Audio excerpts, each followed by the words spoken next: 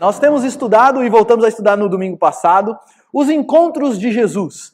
Pessoas que se encontraram com Jesus e como esses encontros de Jesus revelam a pessoa de Jesus, esses encontros revelam quem é Jesus e revelam o poder de Jesus e revela qual deve ser a nossa postura diante desse Jesus. Hoje eu quero estudar com você o texto de João capítulo 9, nós iremos estudar todo o capítulo 9 de João, que é o encontro de Jesus com um cego de nascença. Nós iremos ler esse texto à medida que a gente for expondo e que a gente for trabalhando. Esse texto tem muitas coisas para nos ensinar. Bom, antes de entrarmos no texto, há um ditado muito comum no nosso tempo, um ditado comum dos nossos dias. O pior cego é aquele que não quer ver. E a ideia desse ditado é a ideia de que existem pessoas que, mesmo vendo e estando expostas diante da realidade, elas se recusam a enxergar, elas estão em trevas, elas estão perdidas, elas estão caminhando para o buraco, e mesmo você mostrando claramente para ela qual é o caminho e qual é a verdade, mesmo assim ela se recusa a enxergar. O pior cego não é aquele que não vê, é aquele que não quer ver. E aí eu faço uma pergunta para você. Você conhece pessoas assim? Você conhece pessoas que são cegas, mas elas são cegas não porque nunca viram a luz, mas porque elas se recusam a ver a luz? E aí eu faço mais uma pergunta para você e eu quero que você reflita nessa pergunta. Você diria que com relação à sua vida, e principalmente à sua vida espiritual, você é um cego ou você enxerga claramente? Se fosse para falar sobre você e sobre a sua vida, você se colocaria como uma pessoa que é cega ou como uma pessoa que claramente enxerga o que é verdade e o que é mentira e os caminhos do Senhor para a vida? Bom, o livro de João é um livro que registra 7 milagres. E esses milagres são chamados pelo próprio João, no livro dele, de sinais. Por que são sinais? Porque eles apontam para Jesus, eles nos dão janelas sobre quem é Jesus. E todos os milagres relatados no Evangelho de João a respeito de Jesus têm a ver com mostrar duas faces a respeito de Jesus. Primeiro, que Jesus é o Deus Todo-Poderoso. Jesus tem poder para fazer o que ninguém pode fazer, porque Ele é o Criador de todas as coisas, então Ele manda e toda a natureza obedece. O objetivo dos sinais é revelar o poder de Jesus. E não só isso, mas o objetivo dos sinais é também revelar o poder de Jesus para salvar pecadores e para perdoar pecados. Jesus, nesse texto que nós iremos ler, João 9, ele estava de novo em Jerusalém para a festa dos tabernáculos. E ele já tinha tido alguns embates com os fariseus nesse tempo que ele estava lá. No capítulo 8, se você ler o capítulo 8 de João, Jesus se apresenta como a luz do mundo, inclusive nós lemos já esse texto aqui na nossa liturgia. Jesus se apresenta como a luz do mundo, e quem segue ele não anda em trevas, e ele vai conversando com os fariseus e ele fala, vocês estão nas trevas, vocês estão cegos, e no final Jesus se apresenta como a luz do mundo e como o próprio Deus. E aí os fariseus ficam morrendo de raiva de Jesus, os fariseus se levantam contra Jesus diretamente e começam a perseguir Jesus com o objetivo de matá-lo. Então, o texto vai continuar falando que Jesus foge dos fariseus e tudo mais, e ele passando por Jerusalém, ele se encontra com um cego de nascença, cura esse cego e ilustra o ensino, o que ele estava ensinando. Eu sou a luz do mundo. O objetivo desse milagre que Jesus faz, que é a cura desse cego de nascença, o objetivo dele é revelar ele mesmo como aquele que é a luz, que veio para trazer luz para a cegueira da humanidade. Bom, eu quero então estudar esse texto de João capítulo 9 com você. Eu vou dividir esse texto em algumas cenas para que o ensino fique mais claro e para que a ideia do texto fique mais clara. Esse texto começa dizendo o seguinte, a primeira cena desse texto é Jesus e o cego. O texto diz que Jesus, enquanto Jesus caminhava, viu um homem cego de nascença. E os seus discípulos perguntaram, mestre, quem pecou para que esse homem nascesse cego?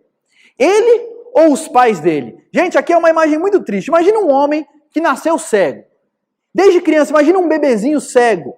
Ele aprendeu a falar, ele aprendeu a engatinhar, ele aprendeu a andar, tudo cego. Ele nunca viu a luz. Essa é uma imagem muito triste, um homem cego de nascença. E quando os discípulos de Jesus se encontram e se deparam com essa cena, um cego de nascença, eles começam a questionar o seguinte, quem será que pecou para esse homem estar nessa condição de cegueira? Quem será que pecou? Foi ele? Foram os pais dele?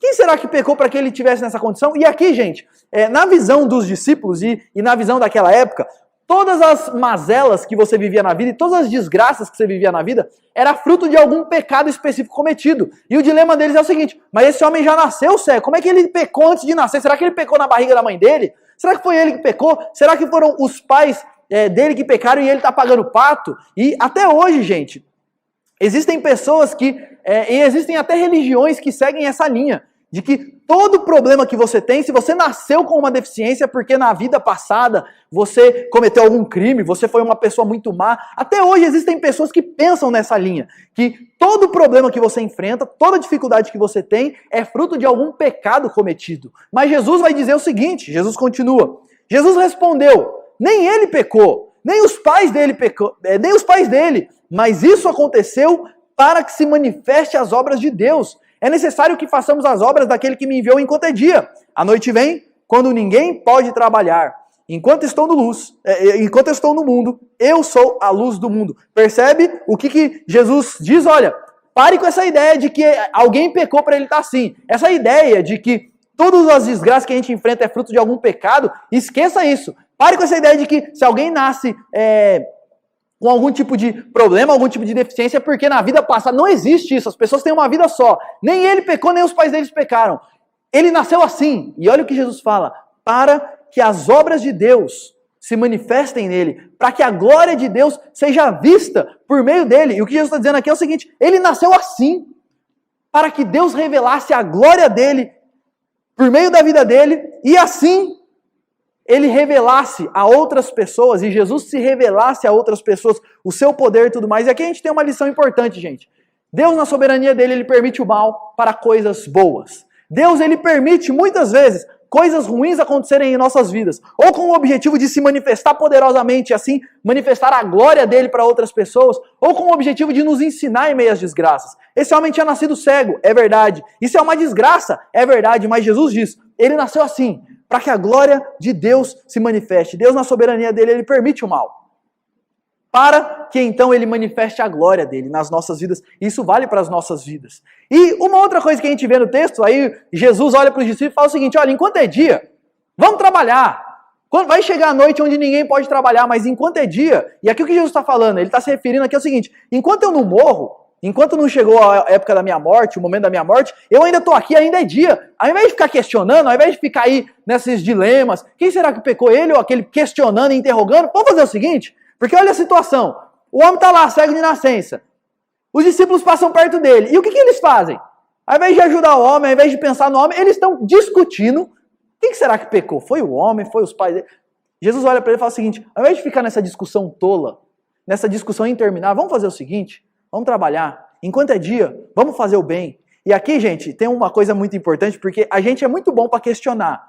A gente é muito bom para ficar lá no Facebook, em discussões intermináveis, assistindo vídeo no YouTube e etc. Mas Jesus aqui nos convoca a não perder tempo com discussões tolas, com questionamentos vazios. E ele fala isso para os discípulos, gente, vamos trabalhar, vamos fazer o bem. Enquanto é dia, e aqui, como isso aplica a nós, enquanto a gente está vivo, vamos fazer as obras daquele que nos enviou, que é Jesus. Vamos demonstrar amor para as pessoas. Jesus olha para os discípulos e diz isso. E aí o texto continua. Depois de dizer isso, Jesus cuspiu na terra, fez lama com a saliva, e com a lama untou os olhos dos cegos. Então disse ao cego, vá lavar-se no tanque de Siloé. Siloé quer dizer enviado. O cego foi, lavou-se e voltou vendo. Olha que texto lindo. Jesus cospe no chão, faz um barro, passa nos olhos daquele cego e fala para o cego, vai lá se lavar no tanque de Siloé, que era um dos tanques que tinha lá em Jerusalém. O cego vai, ele se lava naquele tanque e quando ele termina de se lavar, ele volta vendo. O homem que nunca viu a luz, imagina essa cena. Uma coisa é uma pessoa que já viu, ficou cega e voltou a ver. Outra coisa é uma pessoa que nunca enxergou nada. Desde que ele nasceu, ele está nas trevas e de repente ele enxerga, ele começa a ver, ele vê cores. Foi isso que aconteceu. Esse homem foi curado extraordinariamente por Jesus. E essa é a primeira cena do texto. A segunda cena do texto é a partir do versículo 8, porque aí esse homem volta e Jesus não está mais lá. E aí ele vai para a casa dele e ele se encontra com os vizinhos, com os conhecidos dele. E o texto continua dizendo o seguinte, então os vizinhos e os que antes o conheciam de vista, como mendigo, perguntavam, não é esse o que ficava sentado pedindo esmola? Uns diziam, é ele. Outros, não, mas se parece com ele. Mas o homem dizia, sou eu. Então lhe perguntaram, como foram abertos seus olhos? Como é que você está vendo? O que aconteceu? Ele respondeu, o homem chamado Jesus fez lama, passou nos meus olhos e disse, vai ao tanque de Siloé e lava-se. Então fui, lavei-me e estou vendo. Eles perguntaram, onde está ele? Respondeu, não sei. E aí levaram aos fariseus aquele que era cego. Ele volta e aí a galera começa, mas o que aconteceu? Não é esse daí o mendigo que a gente conhece lá, que está sempre pedindo esmola? Aí o pessoal começou a olhar e falou assim, não, é ele sim. Aí outros diziam, não pode ser ele, deve ser alguém parecido com ele, mas ele não pode ser. E ele falava, gente, sou eu aqui, ó, em carne e osso. E aí aqueles homens ficam assim, mas que aconteceu? Ah, o homem Jesus lavou os meus olhos. Ele percebe o seguinte, ele fala, o homem Jesus colocou lama nos meus olhos, mandou eu me lavar e eu tô vendo. E aí eles pegam e levam esse homem aos fariseus. Por que eles fazem isso?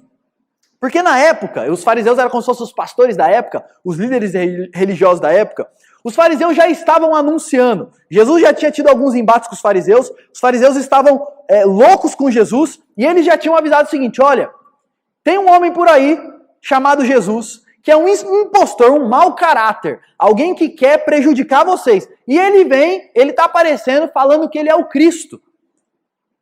E eles estavam dizendo isso. E quem professar Jesus como Cristo vai ser expulso da sinagoga. E na época ser expulso da sinagoga era a ideia de ser expulso da religião, ser expulso do judaísmo, ser excomungado. Então os fariseus, e aí o que acontece? Esses homens sabiam disso. Que tinha um homem por aí que chamava Jesus e que aparentemente era um mau caráter. E aí aparece o cego de nascença falando, eu fui curado por Jesus. O pessoal leva esse homem e vai falar, vamos conversar com os fariseus lá, porque eles falaram que o homem é um impostor, você está falando que foi curado, e aí? E aí chega a terceira cena do texto. O cego diante dos fariseus. E aí o texto vai falar, e era sábado, o dia em que Jesus fez lama, e lhe abriu os olhos. Então os fariseus lhe perguntaram outra vez como podia ver. E os fariseus perguntam para o homem, como que você está vendo? Ele respondeu, Jesus, ele pôs lama sobre os meus olhos, lavei-me e estou vendo. Por isso alguns fariseus diziam, esse homem não é de Deus, porque ele não guarda o sábado. E só um parênteses aqui, a guarda do sábado, o não trabalhar no sábado, era um mandamento da palavra de Deus, mas os fariseus, eles categorizavam o que podia e o que não podia fazer no sábado. E uma das coisas que, de acordo com a lei dos fariseus, não podia fazer no sábado era lama, era fazer barro. Então eles olham e falam assim, ah não, ele fez barro, ainda que com saliva, ainda que um pouquinho, ele fez barro no sábado. Esse homem não é de Deus não, ele está quebrando o sábado. Mas outros diziam, como pode um homem pecador fazer sinais como esse? E houve divisão entre eles. E percebe? Os próprios fariseus começaram a brigar. Não, ele quebra o sábado, até parece que ele vem de Deus. Mas um outro grupo falava assim, não, mas peraí, gente. Vamos lá, gente. O cara era cego, o cara tá vendo agora. Como é que um homem que não é de Deus vai fazer um negócio desse? Não existe isso em lugar nenhum. E houve divisão entre eles. E o texto continua, versículo 17. De novo perguntaram ao cego, o que você diz a respeito dele, uma vez que ele abriu os olhos? Segunda vez estão perguntando para o cego, o que você fala? Ele respondeu, é um profeta. Na primeira vez ele tinha falado que era um homem, o homem Jesus. Agora ele já chama Jesus de profeta. E provavelmente enquanto os fariseus estão discutindo lá, ele está pensando, realmente, esse homem aí não é um homem comum não. É de Deus. Ele é um profeta. E aí entra a cena 4 do texto. O cego estava com os fariseus, e aí os fariseus não acreditam no cego. E eles falam, não é possível. Tem caroço nesse angu aí. Alguma coisa não está bem explicada. Eles chamam os pais do cego. Porque a ideia deles é mais ou menos o seguinte. Esse cara está inventando que ele era cego. Não é possível. Chama os pais do cego e o texto continua. Os judeus não acreditaram que ele tinha sido cego e que agora podia ver. Então, enquanto não chamaram os pais dele. E lhes perguntaram, é este o filho de vocês? Que vocês dizem que nasceu cego? Como é que ele agora está vendo? Então os pais responderam, sabemos que esse é o nosso filho e que ele nasceu cego. Os pais confirmam, olha, que é nosso filho é. E que nasceu cego, nasceu. Isso não tem como a gente negar. Mas eles continuam. Mas não sabemos como ele agora está vendo. E também não sabemos quem lhe abriu os olhos. Perguntem a ele, pois já tem idade e poderá falar por si. Os pais dele disseram isso porque estavam com medo dos judeus, pois estes já tinham combinado que, se alguém confessasse que Jesus era o Cristo, seria expulso da sinagoga. Foi por isso que os pais dele disseram, ele já tem idade e poderá falar por si mesmo. Que é meu filho é. Que nasceu cego, nasceu. Agora, quem abriu os olhos, pergunta para ele. Ele já é grandinho o suficiente para responder. E é claro que eles sabiam. O homem tinha falado para eles, e o próprio João deixa isso claro no relato dele. Eles não fizeram isso porque eles estavam com medo dos judeus. Os judeus já tinham combinado. Quem confessasse a Cristo ia ser expulso. E essa ideia, gente, o medo dos judeus e o medo do que as pessoas vão pensar, o medo do que vão falar se eu professar o Cristo, esse é um tema do Evangelho de João. E isso é uma coisa que mesmo após a morte e ressurreição de Jesus continua, tanto que Paulo, por exemplo, ele persegue a igreja e mata muitos cristãos sobre essa mesma ideia. Quem confessar Jesus como Cristo vai ser expulso, essa perseguição só piorou. E aí, essa é a cena 4. Os fariseus com os pais dos cegos. Aí volta pro cego, a cena 5 do texto. Então chamaram pela segunda vez o homem que tinha sido cego e lhe disseram: diga a verdade, dá glória a Deus, diga a verdade diante de Deus. Nós sabemos que esse homem é pecador. Ó, é a terceira vez que eles estão perguntando a mesma coisa pro cego. Fala a verdade, vai. Não é possível, você está escondendo alguma coisa. Esse homem é pecador. Eu não sei se eles estavam querendo vencer o cego pelo cansaço, estavam querendo assim, sabe quando você pergunta a mesma coisa para a pessoa para ver se ela cai em alguma contradição? Eu não sei, mas fala pra gente. O cego respondeu: se é pecador, eu não sei. Olha que frase linda. Se Jesus é pecador, eu não sei. Uma coisa eu sei. Uma coisa é evidente e vocês não podem questionar isso. Eu era cego e agora eu vejo. Que descrição linda.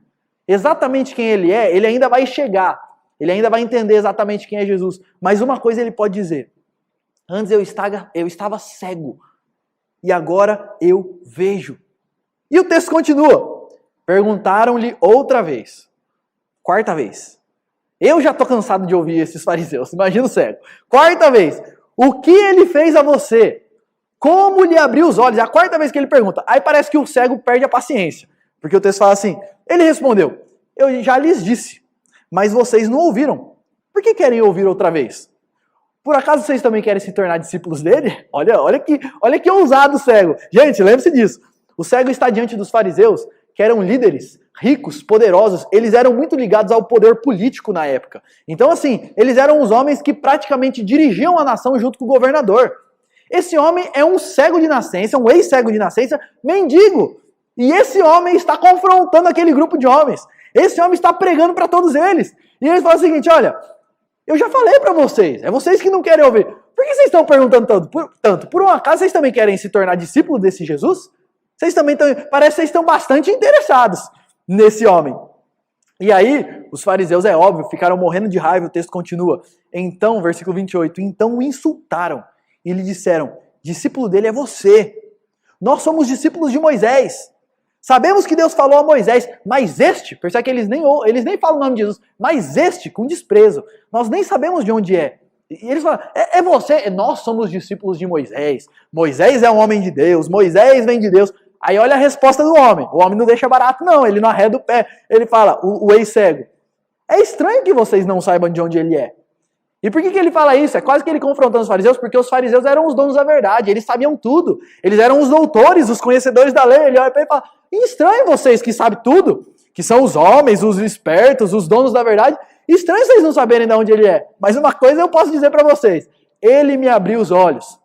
E aí, olha, o cego termina fazendo uma pregação linda para esses fariseus.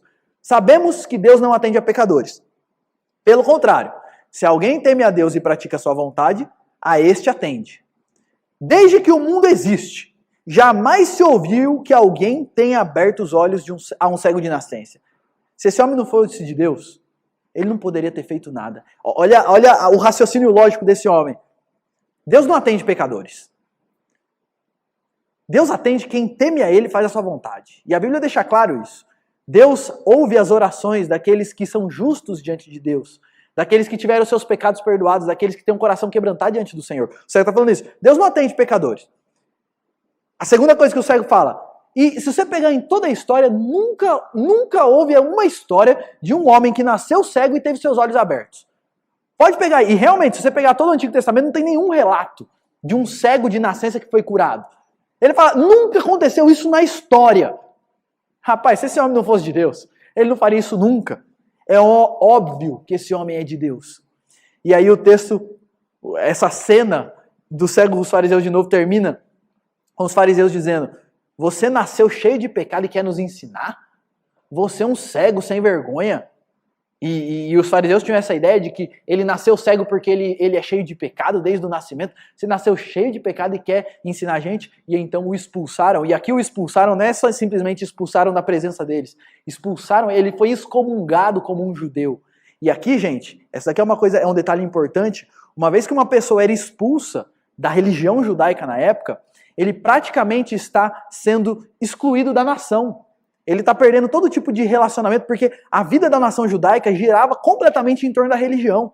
Então, uma vez os negócios, os trabalhos e tudo mais, uma vez que ele é expulso, ele é excomungado, ele praticamente está sendo excluído da nação.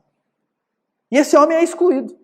Ele vai até o fim. Ele bate o pé e fala, ele me curou, eu sei o que aconteceu comigo, e vocês não podem mexer nisso e não podem tirar isso de mim.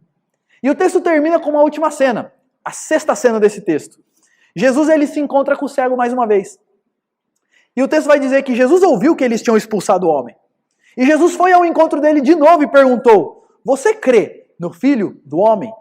Filho do Homem é uma expressão usada por Daniel no Antigo Testamento para se referir ao Messias, para se referir ao Cristo, para se referir àquele que Deus enviaria para trazer salvação para a humanidade. Daniel, na sua visão, diz que o Filho do Homem veio e a ele foi dado todo o poder nos céus e na terra. Então quando Jesus chega para ele e fala, você crê no Filho do Homem? Ele sabe de tudo isso, ele é um judeu. Então ele tem toda essa noção de quem é o Filho do Homem. Ele fala, você crê no Filho do Homem? Você espera o Filho do Homem? Você crê que Deus vai mandar esse homem? Ele responde, quem é, Senhor, para que eu creia nele? Fala para mim quem que é. Jesus responde, Jesus lhe disse, você já o tenho visto, e é aquele que está falando com você. Jesus fala, sou eu. Eu sou o Filho do Homem. Eu não sou só um homem, eu não sou só um profeta, eu não sou só um homem de Deus. Eu sou o próprio Deus, eu sou o Filho do Homem, aquele que tem todo o poder nas mãos, e é por isso que eu posso olhar para um cego e falar, veja, e ele começa a ver. E olha o que o texto vai dizer que esse ex-cego fez. Então ele afirmou, eu creio, Senhor, e o adorou. E se ajoelha diante de Jesus. E aqui tem uma coisa muito importante, porque os judeus têm a questão de que só existe um Deus de maneira muito forte. Eles não adoravam, eles têm a noção, só existe um Deus e todos os outros deuses são falsos. Então, se ajoelhar é só diante de Deus. E quando esse homem se ajoelha diante de Jesus, ele está reconhecendo, eu estou diante do próprio Deus. E você percebe o seguinte, a história desse homem é interessante porque ele gradualmente vai chegando ao conhecimento de Jesus. Ele começa, é um homem, o homem Jesus, depois ele fala que é um profeta, depois ele fala que é um homem de Deus, depois ele termina, finalmente, é o Filho do Homem, é o próprio Deus. E o ciclo dos olhos espirituais desse homem serem abertos finaliza, e ele claramente agora, não só os olhos do corpo, mas os olhos da alma estão abertos para enxergar quem é Jesus. E o texto termina dizendo que Jesus dá uma palavra final aqui, e ele diz, eu vim a este mundo para juízo, a fim de que os que não veem vejam, e os que veem se tornem cegos. Olha o que Jesus fala, sabe para que eu vim nesse mundo? Para que quem não vê, para que aqueles que são cegos possam ver. E para aqueles que acham que vêm, se tornem cegos. E aí alguns dos fariseus que estavam perto perguntaram, você está falando da gente? Por acaso nós também somos cegos? E Jesus respondeu, se vocês fossem cegos, não teriam pecado algum. Mas porque agora dizem, nós vemos, o pecado de vocês permanece. E aqui a ideia que Jesus está trabalhando é o seguinte, sabe quem são aqueles que têm os seus olhos abertos por Jesus? É aqueles que se aproximam de Jesus reconhecendo, eu estou em trevas.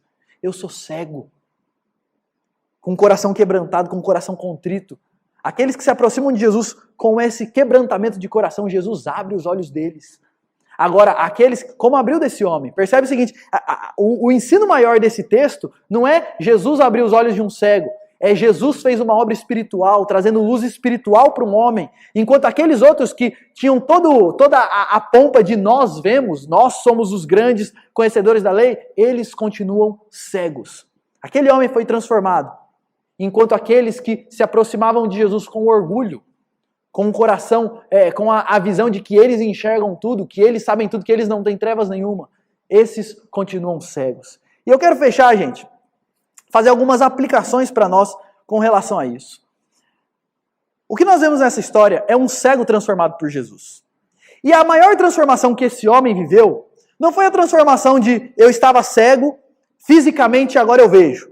A maior transformação passada por esse homem é que espiritualmente eu estava cego, mas agora eu vejo o Criador dos céus e da terra, eu vejo quem é Jesus. Esse homem poderia dizer com todas as letras, Jesus mudou a minha vida. E nós falamos bastante isso. Essa é uma frase conhecida por todos aqueles que caminham com Jesus. Jesus mudou a minha vida. Mas preste atenção nisso. Porque essa não é uma frase de efeito. Pense na vida desse homem. Ah, Jesus mudou minha vida. Isso é uma frase de efeito ou é de fato algo que mudou completamente? E pensa na vida desse homem. Jesus mudou minha vida. Não é só uma referência a uma mudança pontual. Ah, Jesus mudou minha vida. Antes eu estava cego e agora eu enxergo. É mais do que isso. É uma referência a uma mudança profunda, com impactos duradouros e constantes. A vida desse homem nunca mais foi a mesma. Não porque agora ele enxergava com os olhos, mas porque agora ele sabia quem era Jesus. Ele conheceu o Filho do Homem. Ele se rendeu a Cristo. E a vida dele foi radicalmente transformada a partir daí. Tanto que, e já começa com, a partir de agora, ele é expulso da sinagoga e ele se torna agora uma pessoa que está fora do ambiente judaico e fora da religião judaica, mas agora ele conhece a Cristo e ele segue a outro mestre. E a vida desse homem tem uma mudança, não só física, mas espiritual. E eu quero pontuar aqui, e essa é a aplicação que eu quero fazer, 4 coisas que nós vemos que acontece com todos aqueles que genuinamente são alcançados pela graça. E o fechamento que eu quero fazer é que você reflita na sua vida e você veja se você já foi alcançado como esse homem, se você já está vendo espiritualmente, ou se você continua cego. Se você já foi alcançado por Jesus, que é a luz do mundo, ou se você continua que nem os fariseus, espiritualmente cegos com relação a tudo. E eu quero trazer rapidamente 4 características de todo discípulo de Jesus, de toda pessoa que foi genuinamente transformada e alcançada por Jesus, por todas as pessoas que de fato eram cegas e agora vêm em Cristo Jesus. 4 características dessas pessoas. Primeiro, elas passaram por uma experiência pessoal com Jesus. Isso daqui tem um ponto muito importante desse texto. Quando a gente lê o Novo Testamento, a gente percebe isso.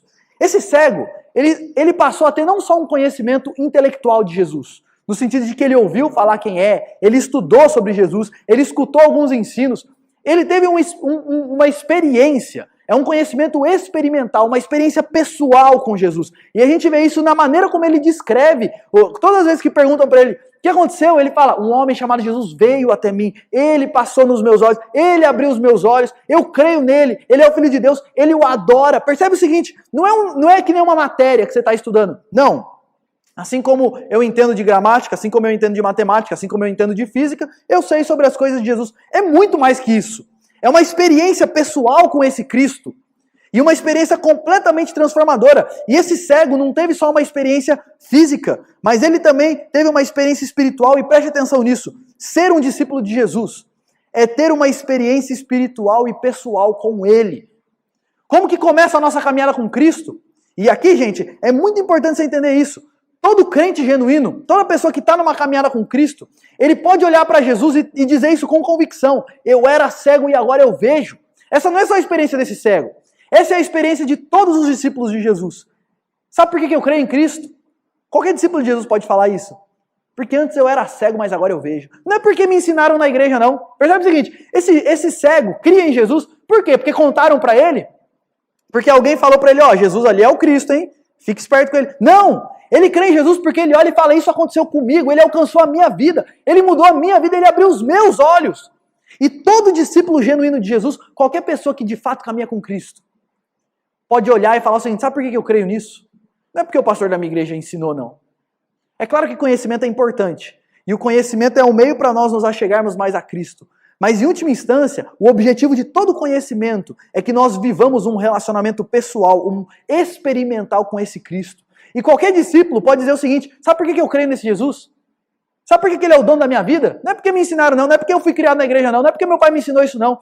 É porque ele veio até mim, ele se revelou a mim. Antes eu era cego e agora eu vejo. Eu experimento o poder dele na minha vida. E eu quero fazer uma pergunta para você. Você pode dizer o mesmo sobre a sua vida? Você pode dizer o seguinte, eu era cego e agora eu vejo. Você pode dizer, Jesus veio até mim e desde então eu experimento o poder desse Cristo no meu interior, mudando a minha vida, falando comigo, me ensinando, me guiando. Outra pergunta, você diz o seguinte, não, eu tenho essa experiência no sentido de Cristo transformou a minha vida, eu era cego e agora eu vejo. Eu pergunto o seguinte, desde quando ele está trabalhando na sua vida? Às vezes eu encontro com algumas pessoas e eu pergunto o seguinte, como é que você conheceu a Cristo? Quando que você começou essa caminhada com Cristo? E as pessoas respondem o seguinte, não, meu pai era assim, eu fui criado, eu sou crente, a pessoa tem 30 anos, ela fala, eu sou crente faz 30 anos, porque desde que eu nasci eu estou na igreja. Quando uma pessoa fala isso, ela está revelando o seguinte, ela nunca teve uma experiência pessoal com Jesus. Ela pode conhecer de ouvir falar, mas experiência e caminhada com Cristo real é uma experiência pessoal. Eu sei, não porque eu fui criado, não porque meu pai me ensinou. Tudo isso é muito importante, mas tudo isso deve culminar num relacionamento pessoal de devoção e de amor a Jesus. Enquanto não há essa experiência, e enquanto não há esse conhecimento experimental de vida com Cristo, a gente é que nem os fariseus, cheio de conhecimento, mas cegos. Quando a gente lê essa história, e é claramente contraposto, colocado em contraposição aqui, os fariseus com o cego. Os fariseus que eram aparentemente os conhecedores, que era para quem era quem aparentemente seriam os que não eram cegos, e o cego, que era o ignorante, um mendigo, um pobre. E claramente a gente vê o seguinte, os fariseus são cegos. Eles têm conhecimento, mas eles são cegos. Eles são incrédulos. Eles não creem, eles questionam, mas eles questionam não com o objetivo de entender, não com o objetivo de crer, mas com o objetivo de desmoralizar. Você percebe o coração duro deles, eles são orgulhosos. O cego está lá vendo. É óbvio que ele foi curado, mas eles se recusam a ver. Você conhece pessoa assim?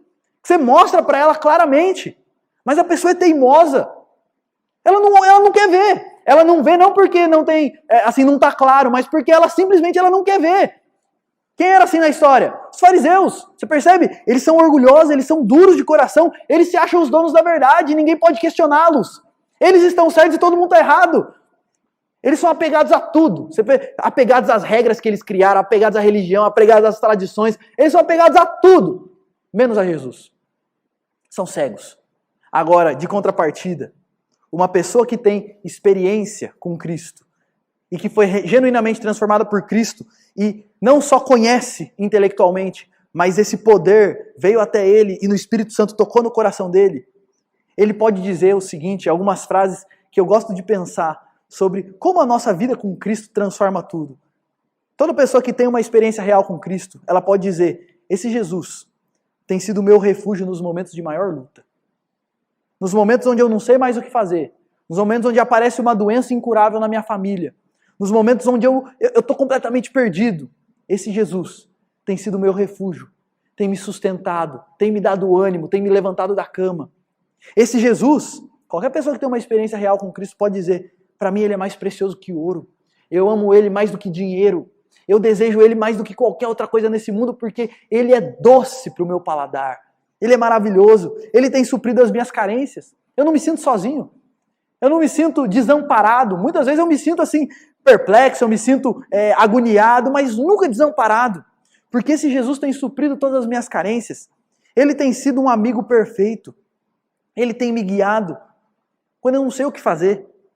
Qualquer discípulo verdadeiro de Jesus pode dizer o seguinte, esse Jesus, ele é real, ele é presente, ele é o meu Deus. A minha pergunta para você é o seguinte, você já foi transformado por Cristo a ponto de poder dizer essas coisas? E poder dizer que você tem uma experiência real com Cristo, é mais do que uma ideia, é o próprio Cristo e um relacionamento transformador com Ele? Uma segunda característica de toda pessoa que foi genuinamente transformada por Cristo, sabe o que é que a gente aprende nesse texto? É de certa forma viver algum tipo de perseguição. É interessante porque um tema tratado por Jesus, fica evidente nesse texto, mas tratado por Jesus nos evangelhos, tratado no livro de Atos, tratado nas cartas, é que os discípulos de Jesus, eles são perseguidos. 2 Timóteo 3,12, Paulo diz, todos os que querem viver piedosamente em Cristo Jesus serão perseguidos. E a gente vê isso claramente na vida desse cego. À medida que você percebe o seguinte, ele vai sendo pressionado. E à medida que ele não cede à pressão, ele vai sendo ainda mais pressionado a ponto dele ser excluído da nação. A ponto dele sofrer a pior coisa que poderia acontecer naquele contexto. E, gente, uma coisa que a gente aprende nesse texto é que todo discípulo de Jesus, todo discípulo comprometido verdadeiramente com Cristo, ele vai sofrer perseguição, e a Bíblia vai nos mostrar por pelo menos 2 motivos. Primeiro, porque ele sustenta uma fé somente em Jesus.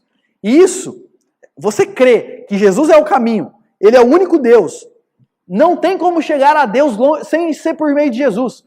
Que qualquer pessoa pode ser profundamente sincera, mas se ela não buscar a Deus por meio de Jesus, ela está sendo sincera no erro e nunca vai encontrar Deus. Quando você sustenta isso não soa bem às pessoas à nossa volta. Isso soa exclusivista por demais. E muitas pessoas se levantam, se sentem profundamente ofendidas com a nossa crença, com a nossa fé, que Jesus é o único Deus. Que não há outro caminho, que somente por Ele nós temos o perdão dos nossos pecados, que Ele veio a esse mundo para nos perdoar e para morrer porque nós somos pecadores. Quando nós sustentamos isso e vivemos isso, muitas vezes nós seremos perseguidos, ou porque nós temos uma fé exclusiva em Jesus, ou porque nós vivemos um estilo de vida de santidade. Enquanto todo mundo à nossa volta deseja e faz coisas erradas, eu sou aquele tipo de pessoa que não me envolve. Que quando a galera junta pra ver besteira no celular lá no meu trabalho, na minha faculdade, eu não tô junto com eles. Que quando a galera faz coisa desonesta, eu não tô junto. Quando a galera vai colar na prova, eu não colo junto. E isso, de certa forma, traz algum tipo de incômodo nas pessoas. Mas uma coisa fica clara quando a gente lê a Bíblia. Todo discípulo de Jesus vai ser perseguido. E a Bíblia deixa uma coisa muito clara. Que ou o discípulo de Jesus, ele sempre atrai pessoas a Jesus ou as repele. Ele nunca é indiferente no ambiente onde ele está. Ou ele incomoda as pessoas por causa do estilo de vida dele, ou ele atrai pessoas para mais perto de Jesus. E a minha pergunta é, você já foi transformado por Cristo? A ponto de onde você estiver, você causar esse tipo de desconforto, atrair pessoas para Jesus, e deixar algumas pessoas que não querem saber de Jesus desconfortáveis com o seu estilo de vida. Esse cego foi perseguido. Porque ele cria em Cristo. E ele sustentava isso. Uma outra coisa que eu vejo, e toda pessoa transformada por Jesus, a partir da vida desse cego a gente percebe isso, é que ele vai ter ousadia para testemunhar. Uma coisa que é muito interessante. Esse cego, ele tem convicção do que aconteceu. Esse ex-cego, ele tem convicção do que aconteceu com ele. Eu estava cego, eu nasci cego e agora eu vejo. E por isso ele está disposto a ir até as últimas consequências para sustentar o testemunho de Cristo. Percebe o seguinte, se fosse apenas um conhecimento intelectual, ele não iria até as últimas consequências. Que nem os pais dele, percebe? Os pais dele só conheciam Jesus do que o filho estava falando. Eles não tiveram um contato direto com Jesus. Então eles não colocam a mão no fogo. Eles dão um passo para trás. Eles falam, pergunta para ele já tem idade. Agora esse cego é um mendigo, pobre, mas ousadamente ele se levanta contra os líderes poderosos da época para testemunhar de Jesus. Sabe por quê?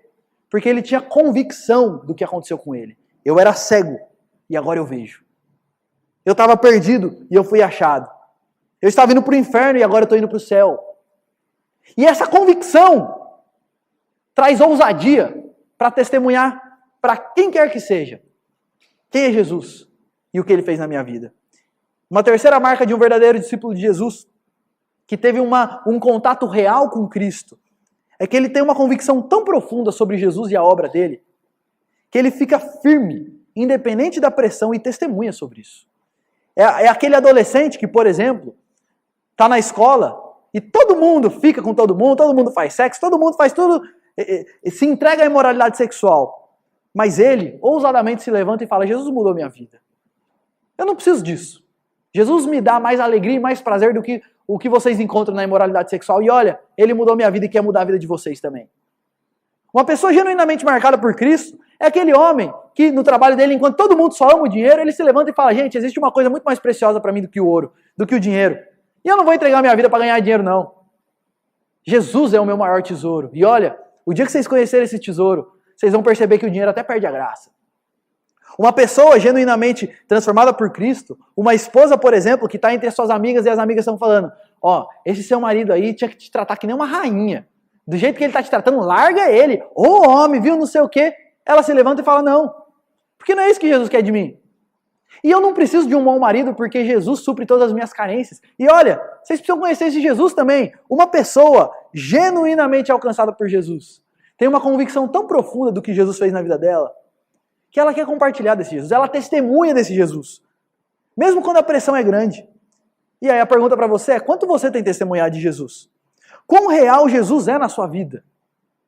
Quão convicção você tem daquilo que Jesus fez em você a ponto de você testemunhar isso para as pessoas à sua volta? Uma terceira característica de uma pessoa marcada e uma pessoa transformada por Jesus é que ela tem ousadia para testemunhar quem ele é à sua volta. E uma última característica que eu quero pontuar na vida desse homem é que ele se rende a Jesus em adoração. Quando ele entende quem Jesus é, ele o adora, e preste atenção nisso. Depois da fé, sempre vem a adoração. Quando eu entendo quem Jesus é e eu entendo o que Jesus fez, o meu próximo passo é me entregar a Ele e viver uma vida para adorá-lo. Sabe o que é adoração? É reconhecer quem Jesus é. E elogiar a Ele por isso, honrá-lo por isso, se devotar a Ele. O momento do nosso culto onde nós cantamos é um momento de adoração, sabe por quê? Nós estamos exaltando, cantando sobre quem Deus é, sobre as maravilhas de Deus, sobre o que Ele faz. Nós vivemos em uma sociedade, gente, preste atenção nisso, que busca Jesus não para o adorar, mas por aquilo que Jesus pode oferecer para eles. Nós vivemos em uma sociedade profundamente interessada nas bênçãos de Jesus, mas profundamente desinteressada em adorar a Jesus. Porque eles buscam a Jesus não por quem Ele é, mas por aquilo que elas acham que Ele pode oferecer. E a gente vê isso até nos cultos das igrejas. Você percebe o seguinte, boa parte das igrejas, a grande ênfase do culto é o que você está lá para receber. Você está lá para receber, então tem que ter uma estrutura assim, para atender você nisso, atender você nisso, atender você nisso, atender você nisso. A palavra tem que falar o seu coração, e isso daí é uma coisa muito comum. O que é um culto bom? Um culto legal, um culto maravilhoso, é um culto que atendeu às minhas necessidades. Se é um culto que só adora Jesus, e só exalta o nome de Jesus, normalmente não é um culto muito edificante.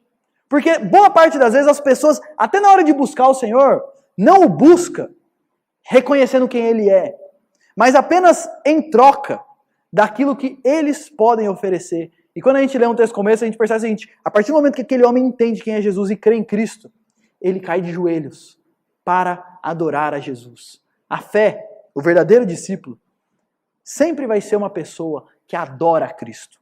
Isso ele vai fazer em público. É um contrassenso um crente que diz que crê em Cristo, mas não participa de igreja, não participa de culto de adoração a Deus, não acha isso importante. Isso só mostra que a fé dele não é uma fé tão firme ou uma fé tão genuína assim. Porque quem crê em Cristo o adora. Em público, em família, na minha casa, eu vou fazer culto, cantar a Jesus, ouvir a palavra de Jesus, porque Ele é digno de ser adorado pela minha família. Eu faço isso em particular, eu separo o tempo todo dia, para ter meu tempo lendo a palavra do Senhor, orando a Ele, adorando a Ele, porque Ele é digno da minha vida. E eu faço isso não só como um momento de culto, mas eu faço isso com a minha própria vida. Eu quero honrar ao Senhor Jesus em tudo. Eu quero adorá-lo e fazer todas as coisas de modo que o agrade. Por quê? Porque eu estava cego e agora eu vejo. Porque eu estava perdido e eu fui achado. Você percebe como essa experiência desse cego mudou completamente a vida dele? E todas as pessoas que têm uma experiência real, verdadeira, pessoal com Jesus, vai ser marcado por essas 4 questões. Vão ser pessoas que têm uma experiência real e pessoal com Jesus, pessoas que enfrentam perseguições, pessoas que têm ousadia para testemunhar e pessoas que adoram a Cristo. E eu quero encerrar fazendo algumas perguntas finais. Você pode dizer que você é um verdadeiro discípulo de Jesus? Você pode dizer, eu era cego, mas agora eu vejo. Eu estava nas trevas, mas agora eu estou na luz. O pior cego, gente, é aquele que não quer ver. Nosso mundo está em trevas, como cego de nascença. Mas Jesus é a luz do mundo. Sabe qual é o pior cego? É aquele que não quer ver. É aquele que está nas trevas, está afundado nesse mundo, mas não consegue, olha para Jesus e não consegue contemplá-lo como a luz do mundo. Ainda acha que está na luz. Ainda acha que está... Imagina um cego que acha que vê e sai correndo. O que vai acontecer com ele? Ele trupica, ele cai, ele levanta, ele se rala. Assim é o nosso mundo. O pior cego é aquele que não quer ver. E eu quero te dizer uma coisa. Jesus é a luz do mundo. É só Ele quem abre os nossos olhos espirituais. E eu quero convidar você nessa manhã para ir até esse Jesus. E para pedir que esse Jesus abra os seus olhos. Não só no sentido de... eu não tenho uma caminhada com Jesus e agora eu quero começar a ter. E Jesus abre os nossos olhos nesse sentido também. Mas também no sentido de todos os problemas que eu enfrento na minha vida. Todos os momentos de trevas que eu enfrento na minha vida. Eu vou buscar a Jesus. Porque Ele é a luz do mundo. Se você está se sentindo perdido e precisa de direção quanto à sua vida presente, algum tipo de problema que você está enfrentando aqui agora, ou quanto à sua vida futura. Porque é o seguinte, todos nós vamos morrer um dia. E aí? A maioria das pessoas vive aqui no presente, está com o seu futuro completamente em trevas, mas nem pensa muito nisso. Jesus é a luz do mundo, lembre-se disso. E é só Ele quem pode trazer luz para o nosso presente e para o nosso futuro. E eu quero encerrar dizendo o seguinte, esse Jesus te chama hoje. E um último detalhe que eu quero trazer do texto é que o texto vai falar que Jesus foi e mandou aquele cego se lavar no tanque de Siloé. E Siloé quer dizer enviado. Siloé quer dizer enviado. E esse texto, e é óbvio que João relata esse detalhe para nos trazer um gancho, porque todos nós precisamos ir nos lavar no verdadeiro enviado de Deus, em Cristo Jesus, o nosso Senhor. E eu quero te convidar hoje, e Jesus está te chamando hoje, para parar de ser cego, se render a Ele e ganhar olhos para enxergar a vida, com a vida na sua luz, para receber salvação, vida eterna, direção, refúgio, consolo, transformação da parte do Senhor Jesus. Lembre-se disso. Jesus disse: eu sou a luz do mundo. Quem me segue não andará em trevas, pelo contrário, terá a luz da vida. E o que ele fez na vida desse homem, ele faz espiritualmente na vida de todos aqueles que vão até ele.